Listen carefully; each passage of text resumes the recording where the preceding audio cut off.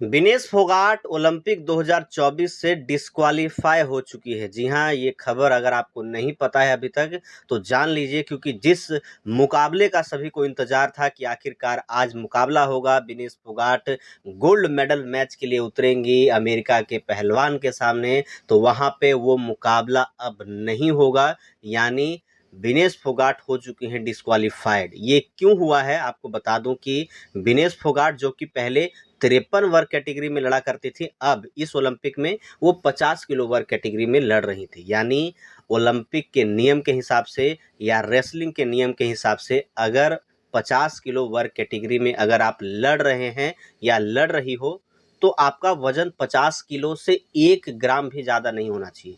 यानी वजन ज़्यादा नहीं होना चाहिए, कम हो जाए तो चलेगा लेकिन ज़्यादा नहीं होना चाहिए। हुआ विनेश फोगाट के साथ यही।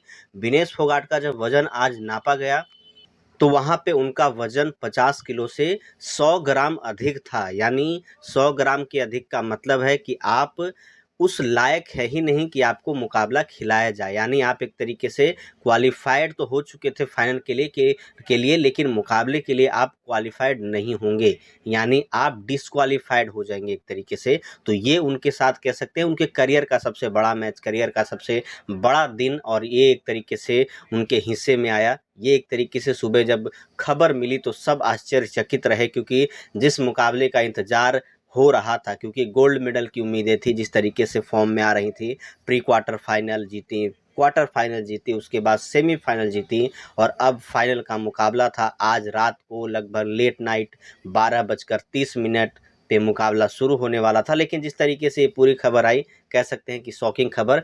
अब देखना होगा कि किस तरीके से आगे बढ़ता है, क्योंकि अब पूरी तरीके से ऑफिशियली हो चुका है कि अब वो मेडल नहीं आएगा भारत में और वो मैच नहीं होगा। डिस्क्वालीफाई हो चुकी हैं विनेश फोगाट।